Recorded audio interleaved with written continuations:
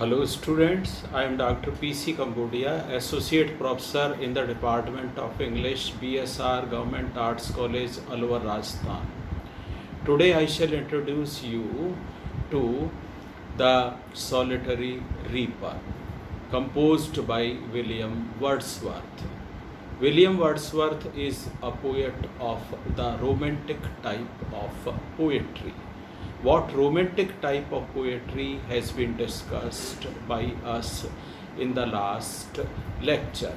Just to remind you, it is a poetry that sings about nature. William Wordsworth treats nature as teacher, mother, guide, nurse, and whatnot. The other poets who supported this kind of romantic poetry were Shelley, Coleridge, Keats, Wordsworth, Byron. The Solitary Reaper is a poem that describes the activities of the agricultural field. Here there is a lady who comes from highland and she is involved in two types of activities. One activity is singing and the other activity is reaping. She is singing while reaping and reaping while singing. The poet happens to be over there just by chance and he keeps his identity hidden. He does not allow the solitary reaper to know that the poet is there. The reason behind is that she would be disturbed. She was singing melodious tunes. And the poet realized that the entire valley was full of her music. Here, there is a poetic device used by the poet, and that device is hyperbole, or in another words, it is exaggeration, and it means giving wider dimension to a small or trivial issue, or giving Himalayan dimension to an ordinary issue. We know that if a lady is singing, then she can enchant persons who are around her. They may be 20, 40, 100. But if the poet says that the entire valley was overflowing with music, then it is a case of hyperbole. So this device is being used by the poet. Then the poet compares the quality of the music produced by the highland lass. The poet compares her music with the nightingale, with the cuckoo bird, and he finds that these two birds, which are famous for singing melodious tunes, are inferior in quality to the music produced by the highland lass. Then he compares the music produced by the group of singers who sit in the Arabian desert. People travel, they come from far off places, and on the roads they sit under the shades of those trees, and then those bards, that is group of singers, they sing for those persons, and those persons are also enchanted. And the poet compares the music produced by the group of the singers, and then he finds that the music of the highland lass or the solitary reaper is better than the music produced in the Arabian deserts by the group of singers. This is human produced music. So whether it is the question of humanly produced music or whether it is the question of the music produced by the naturally singing birds, the music of the highland lass is much better in the quality. Then the poet asks us to visit Hebrides Islands.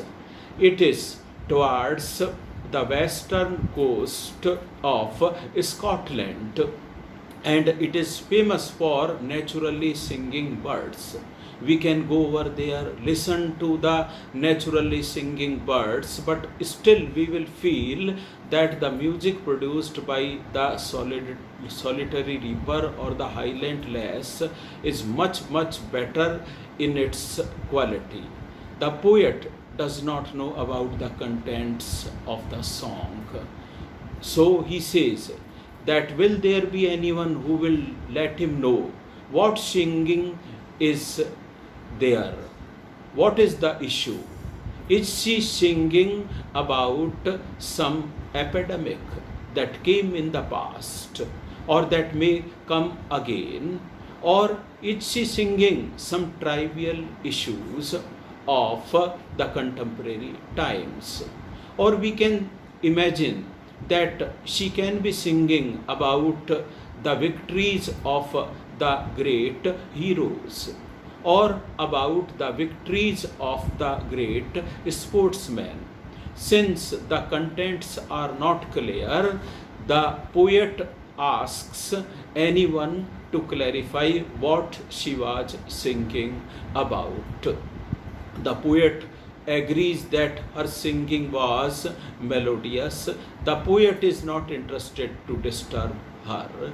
So he takes his round in a roundabout manner and passes through. He keeps on climbing the valley, and the music is over there. It is being heard, and that music was still reminded in the memory of the poet later on.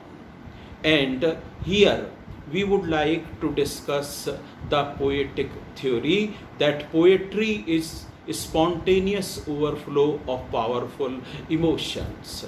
If this is the theory, then this theory of poetic composition fits very well for the composition of this poem, The Solitary Reaper.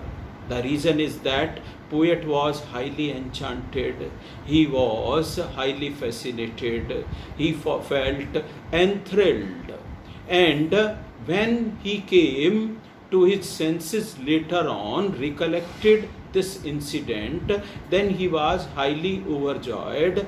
He took to the paper and then he started composing the poem. It was in final draft.